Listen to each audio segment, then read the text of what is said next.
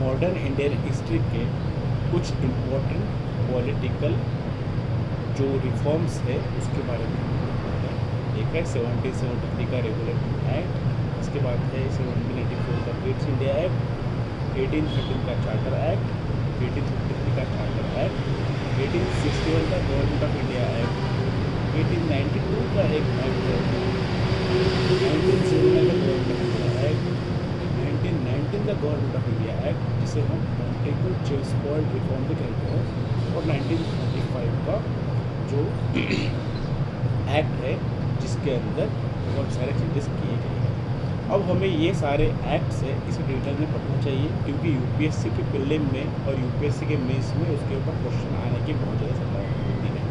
1773 के एक्ट में जो फर्स्ट टाइम एक्ट हुआ है, वो एक्ट जो पारित हुआ था उसमें क्या क्या चेंजेस हुए हैं, उस वक्त भारत के जो गवर्नर जनरल होंगे वो कौन थे, इसमें क्या क्या चेंजेस आए हैं, ब्रिटिश ईस्ट इंडिया कंपनी के जो पावर थी वो कैसे कब हुई है वो 1784 में क्या क्या चेंजेस आए हैं उस एक्ट की वजह से ब्रिटिश ईस्ट इंडिया कंपनी में वहाँ पे कोई नई ऑर्गेनाइजेशन स्थापन हुई क्या, उसके बारे में हमें 1813 बहुत इंपॉर्टेंट है क्योंकि इसके वक्त मिशनरीज को परमिशन दिया गया था क्रिश्चियन धर्म के प्रसार के लिए, एजुकेशन के लिए 1 लाख रुपए का फंड यहाँ पे फिक्स किया गया था।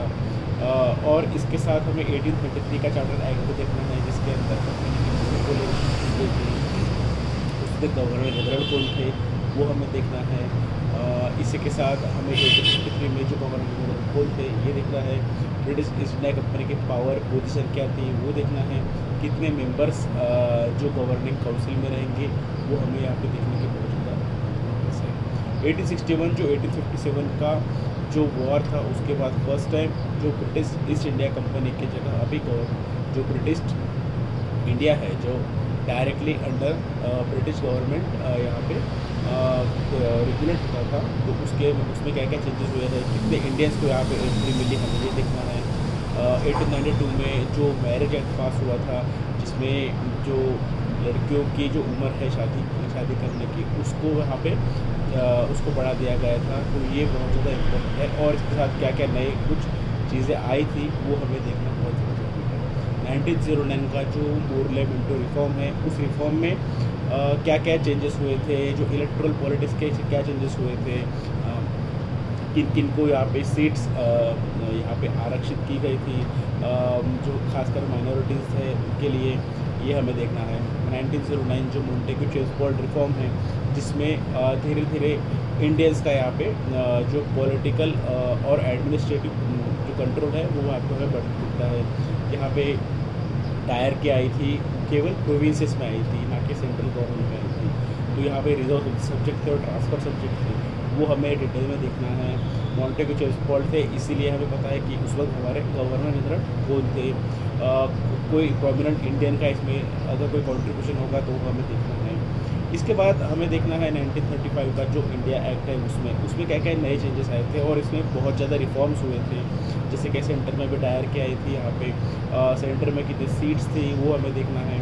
जो प्रोविंसेस थे वहाँ पे क्या क्या चेंजेस आए हैं हमें वो भी देखना है। और इसके साथ जो प्रिंसली स्टेट्स है उनको यहाँ पे क्या क्या यहाँ पे प्रावधान दिए गए थे हमें ये देखना है। तो ये सारे जो एक्ट्स है ये ऐड करना बहुत ज़्यादा इम्पोर्टेंट है क्योंकि यूपीएससी में प्रीलिम में यहाँ से क्वेश्चन एक फिक्स आता है। तो आई होप आप सभी ये जो एक्ट्स है इसको डिटेल में पढ़ोगे, इसमें क्या क्या चेंजेस हुए थे, गवर्नर जनरल कौन थे, इंडिया के ऊपर इसका क्या असर हुआ है और इंडियंस ने इसको सपोर्ट किया कि इसका प्रोटेस्ट किया, ये हमें यहाँ पे पढ़ने की बहुत ज़्यादा ज़रूरी है। तो ये जब अगर आप अच्छे से करोगे तो आपको यूपीएससी प्रीलिम में यहाँ से एक क्वेश्चन आने की संभावनाएँ बहुत ज़्यादा बढ़ती है। आई होप आपको ये वीडियो अच्छा लगा होगा। Thank you, all the best.